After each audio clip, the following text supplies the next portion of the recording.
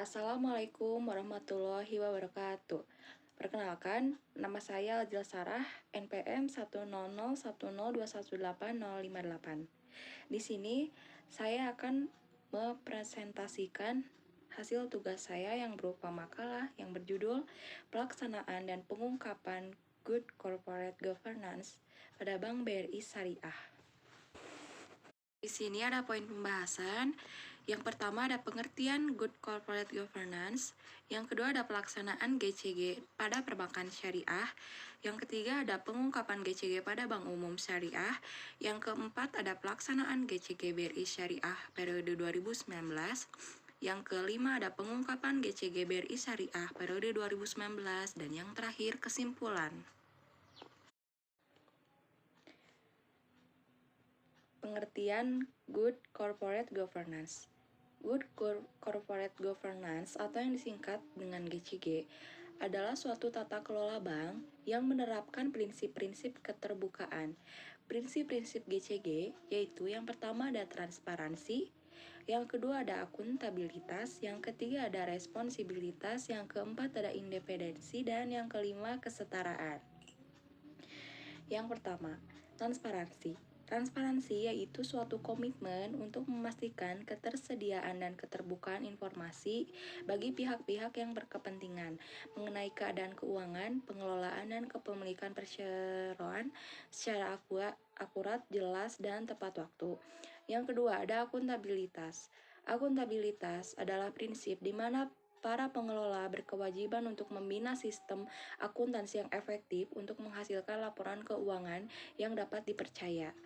Yang ketiga, ada responsibilitas. Responsibilitas atau yang lebih sering disebut dengan prinsip tanggung jawab, yaitu prinsip di mana para pengelola wajib memberikan pertanggungjawaban atas semua tindakan dalam mengelola perusahaan kepada para pemangku kepentingan sebagai wujud kepercayaan yang diberikan kepadanya. Yang keempat, ada independensi. Independensi dalam pelaksanaan GCG bagi perusahaan diharapkan pengelolaan dapat dilakukan secara independen, sehingga masing-masing organ perusahaan tidak saling mendominasi dan tidak dapat diinterferensi oleh pihak lain.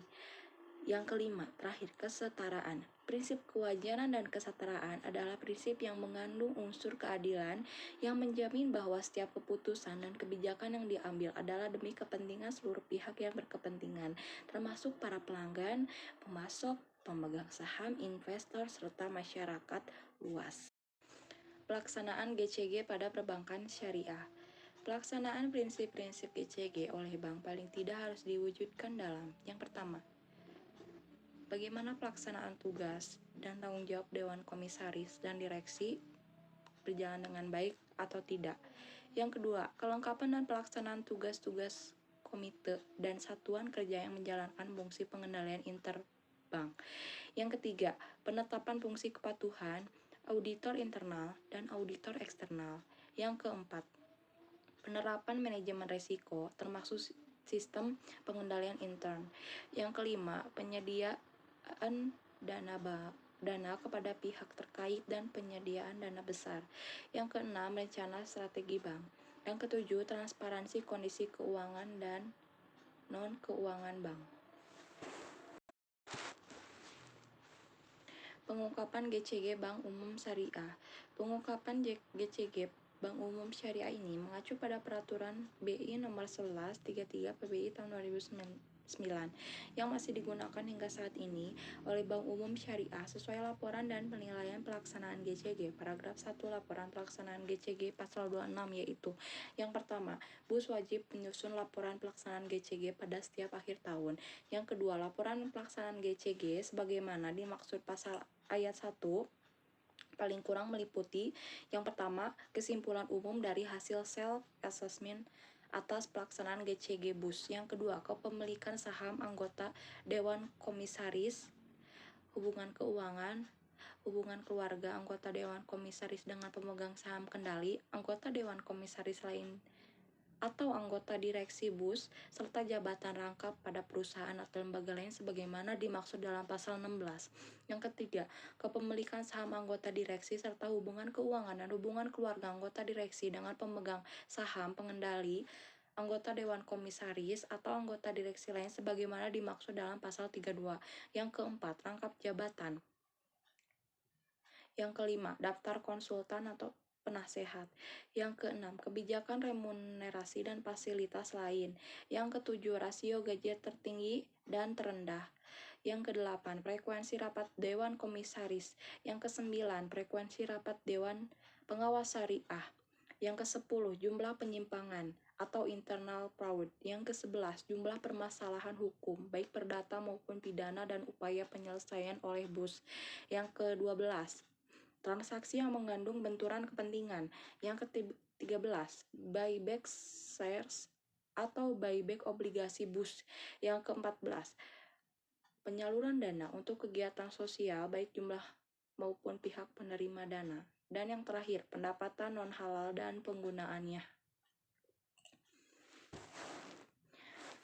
Dan yang ketiga, ada pengungkapan kebijakan remunerasi dan fasilitas lain bagi Dewan Komisaris, Direksi, dan Pengawas Syariah sebagaimana dimaksud pada ayat 2 huruf F paling kurang mencakup jumlah anggota Dewan Komisaris, jumlah anggota direksi, jumlah anggota Dewan Pengawas Syariah, serta jumlah keseluruhan gaji, tunjangan, benefits, kompensasi dalam bentuk saham, bentuk remunerasi lainnya, dan fasilitas yang ditetapkan rapat umum pemegang saham.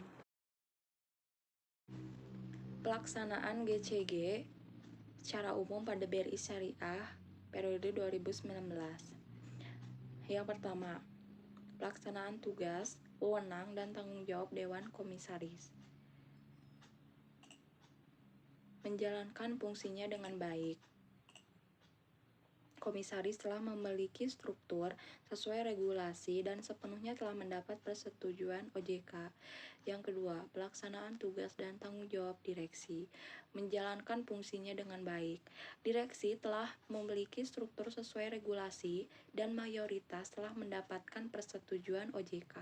Yang ketiga, kelengkapan dan pelaksanaan tugas komite. Komite telah menjalankan fungsinya dengan baik. Yang keempat, pelaksanaan tugas dan tanggung jawab Dewan Pengawas Syariah. Tugas dan fungsi pengawasan oleh Dewan Pengawas Syariah berjalan dengan baik.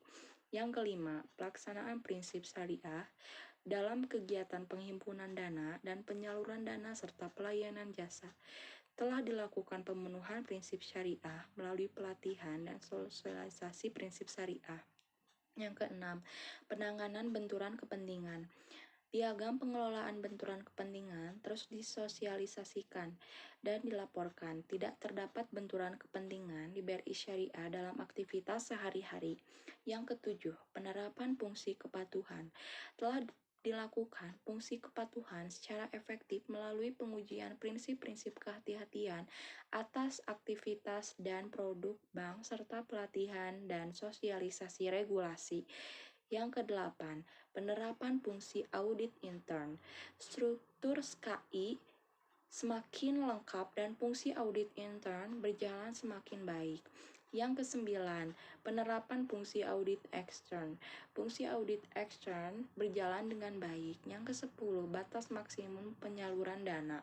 Tidak terdapat pelanggaran batas maksimum pemberian dana serta terkontrol dan termonitor dengan baik.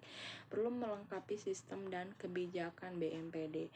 Yang terakhir, transparansi kondisi keuangan dan non-keuangan BUS, laporan pelaksanaan GCG, serta pelaporan internal. Bank telah melakukan transparansi dan pengungkapan laporan kepada pihak-pihak terkait sesuai dengan ketentuan yang berlaku.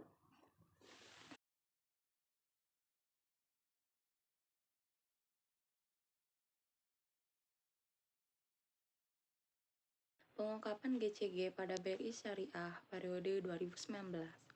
Yang pertama, kesimpulan umum. Selama tahun 2019, Dewan Komisaris bersama direksi senantiasa konsisten menjaga dan menerapkan tata kelola perusahaan yang baik dalam setiap aktivitas usaha BRI Syariah. BRI Syariah juga konsisten dalam dengan penerapan prinsip-prinsip GCG, yaitu transparansi, akuntabilitas, pertanggungjawaban, independensi, dan kewajaran, serta patuh dalam memenuhi ketentuan dan peraturan yang berlaku bagi pengelolaan usaha. Dan nilai komposit berdasarkan hasil penilaian sendiri atau self-assessment pelaksanaan GCG BRI Syariah untuk tahun 2019 adalah sebesar 1,94 atau berpredikat baik. Yang kedua, kepemilikan saham.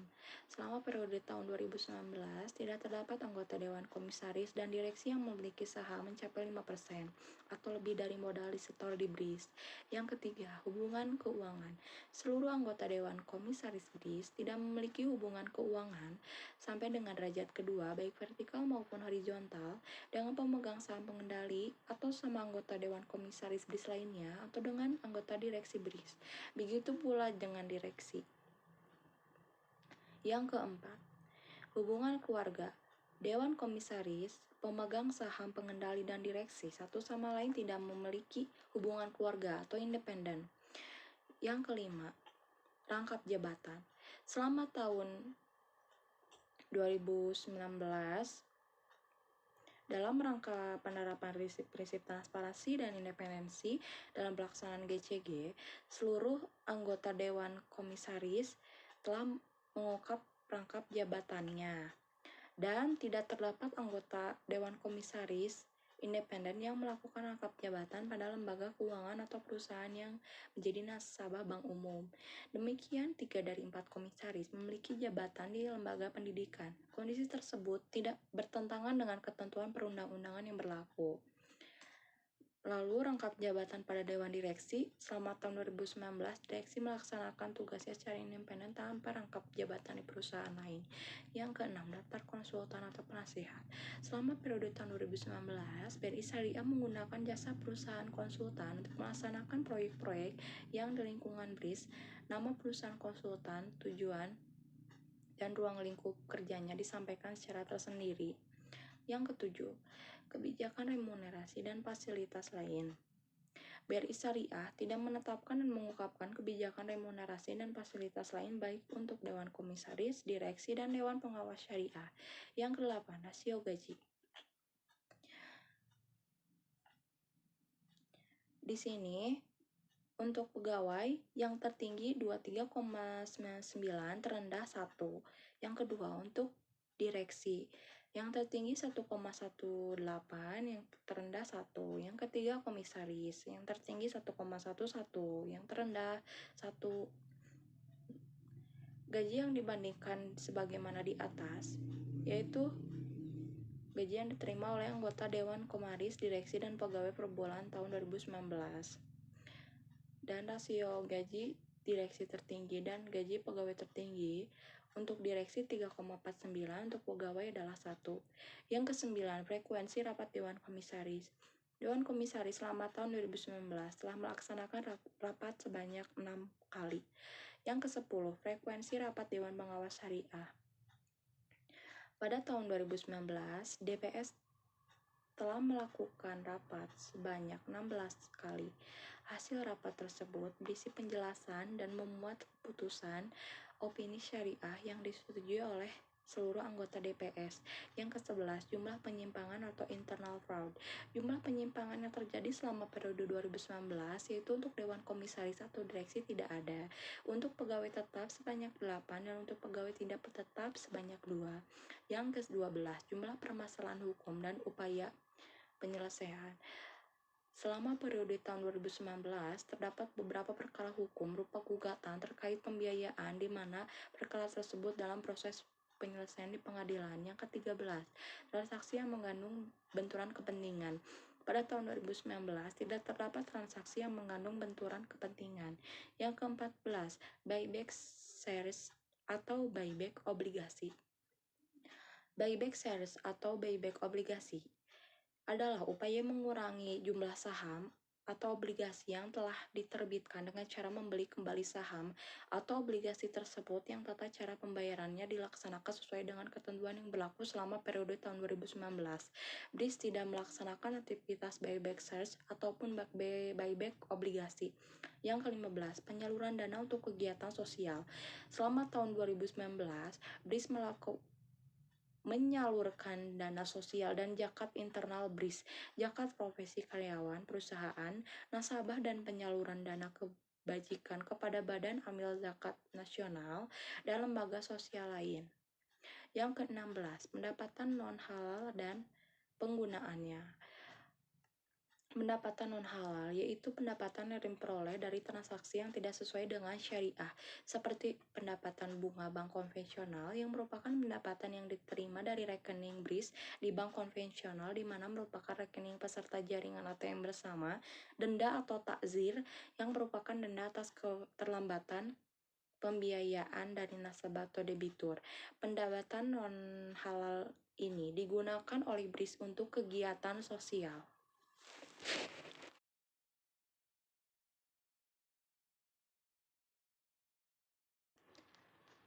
Pengungkapannya dapat diketahui BRIS telah melaksanakan GCG dengan baik meski terdapat salah satu pengungkapan tidak dimasukkan ke dalam laporan tata kelola perusahaan atau GCG dan BRI Syariah tidak menetapkannya.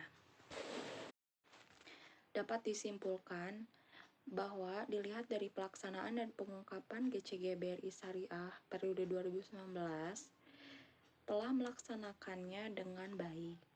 Meskipun terdapat salah satu pengungkapan tidak dimasukkan ke dalam laporan tata pengelolaan GCG dan BRI Syariah juga tidak menetapkannya.